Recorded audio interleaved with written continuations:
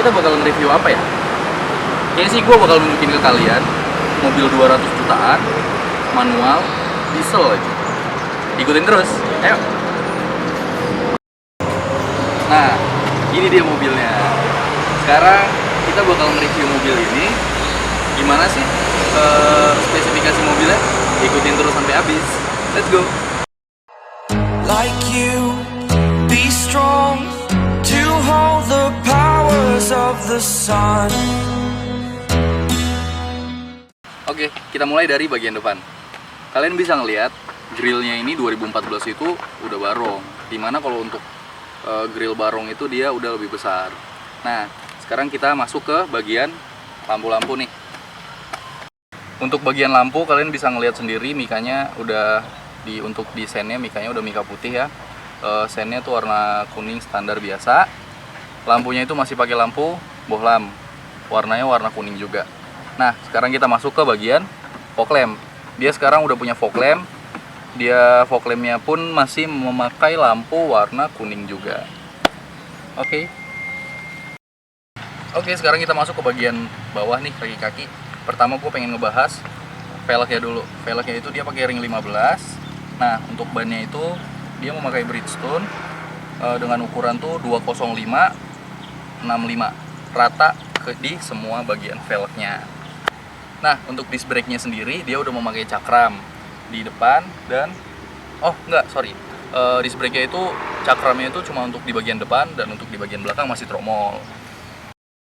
Nah, sekarang kita masuk ke bagian spion nih. Kalian bisa ngeliat sendiri ciri khas Innova itu spionnya gede-gede. Jadi untuk ngelihat ke belakang itu lumayan enak lah. Jadi kelihatan semua. Nah, untuk di bagian spionnya ini dia udah pakai sen di sini di spion, bukan di bagian depan fender lagi. Nah, sekarang kita masuk ke bagian handle. Handle pintunya biasa ya. Seperti yang kalian sering lihat, nggak ada yang aneh gitu. Bukaannya tuh enak. Bantingannya juga lembut. Tuh, bisa kalian dengar sendiri. Sekarang kita masuk ke bagian belakang kali ya. Ayo ikutin gua. Sekarang kita masuk ke bagian belakang. Kalian bisa ngeliat sendiri bedanya yang all new sama yang grand itu gimana sih? Bedanya tuh yang grand tuh lebih manis ya kelihatannya, karena dia ada tambahan untuk di belakangnya sini. Dan lampunya kalian bisa ngeliat sendiri dia masih memakai mika yang biasa ya, belum yang smoke gitu.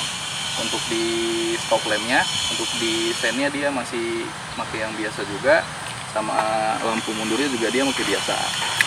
Oke, gue mau ngejelasin lagi kalau untuk di sini itu kalian bisa ngelihat sendiri. Ini tipe yang varian diesel ya. Varian dieselnya itu dia 2500 cc. Beda sama yang bensin. Yang bensin hanya 2000 cc. Nah, sekarang gue mau ngejelasin di belakangnya juga udah ada spoiler bawaan ya. Karena ini tipe G ya. Lucu juga. Di sini ada stop lamp juga. Jadi kelihatan lebih manis gitu. Sekarang kita lihat bagian bagasi kali ya. Kita buka aja. Nah, untuk bagian dalam sini bagasi, kalau untuk bangkunya didudukin gitu masih muat untuk satu koper medium lah ya. Cuma ditaruhnya agak berdiri gitu. Cuma kalau untuk bangkunya ini, kalau misalnya lagi kita tutup atau lagi kita angkat bangkunya, itu bisa muat lebih luas lagi. Nah, untuk di bagian belakangnya juga gue hampir lupa. Dia punya 2 sensor parkir bawaan, kanan dan kiri. Sama satu lagi kali ya. Kalau untuk ini, gimana kalau kita bahas mesinnya? Karena dari tadi kita belum bahas mesin nih kayaknya. Ikutin gue ke depan, oke? Nah, ini dia mesinnya 2KD. Untuk 2KD di manual ini dia horsepowernya itu 136 horsepower dengan torsi 200 Nm di RPM 1400 sampai 3200 RPM. Nah, kalian tahu sendiri mesin ini tuh terkenal dengan durability-nya, mesin terkuat di kelas diesel. Karena Toyota ini udah berpengalaman banget ya di bagian-bagian diesel gitu kan. Mereka udah lama juga jalan di perdieselan lah istilahnya gitu. Sekarang kita masuk ke bagian dalam, ikutin gua, ayo. Oke, sekarang kita udah ada di kursi pengemudi. Pertama kita bahas setir dulu ya. Di setirnya ini dia gede ya, jadi enak megangnya. Dan setirnya itu nggak begitu enteng, nggak begitu berat. Jadi kalau untuk mobil segede gini dibawa untuk kecepatan tinggi di tol ataupun di mana, itu masih enak banget, masih stabil banget.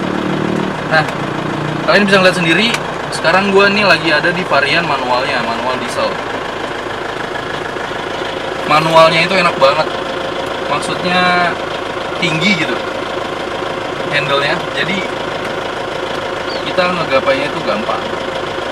Nah, sekarang kita masuk ke bagian panel AC-nya. Panel AC-nya masih AC kompor, tapi menurut gue ini yang paling enak gitu dibanding yang digital.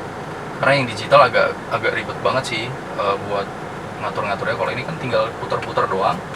Ini untuk suhunya, ini untuk kecepatan kipasnya, dan ini untuk arah semburannya mau diarahin ke depan ataupun depan ke bawah juga gitu. Sekarang kita masuk ke head unitnya.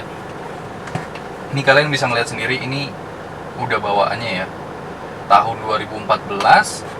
Dia head unitnya udah touchscreen, itu enak banget sumpah.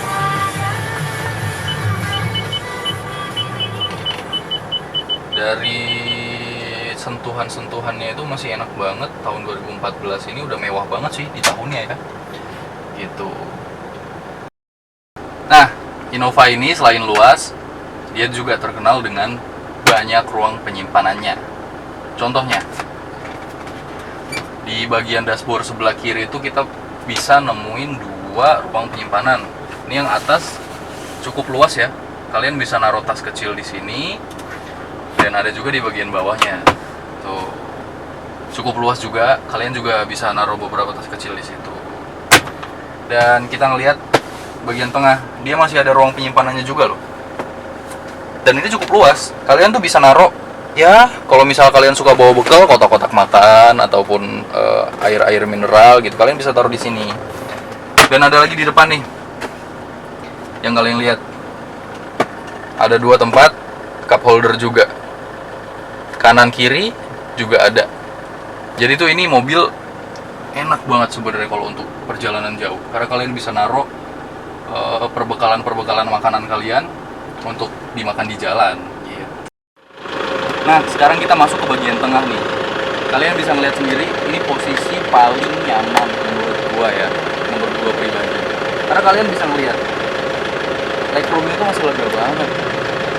Udah gitu, headroomnya juga masih lumayan luas. Dan ini tuh masih bisa di-adjust, mau kalian majuin, mau kalian mundurin, masih enak gitu. Masih nyaman posisinya. Sebenarnya Innova ini terkenal mobil paling nyaman ya, apalagi yang varian dieselnya, karena udah torsinya enak, mobilnya nyaman, untuk dibawa jalan jauh pun gak gitu capek menurut gua. Di sini juga kalian bisa ngelihat di belakang udah ada kisi-kisi AC ya, ini udah double blower, dan ini tuh nambah kenyamanan banget gitu. Nah, kalian penasaran gak sih berapa harganya? Harganya itu masih di kisaran 200 jutaan. Di 200 jutaan itu kalian mendapatkan kenyamanan, luas, irit, dan juga kencang.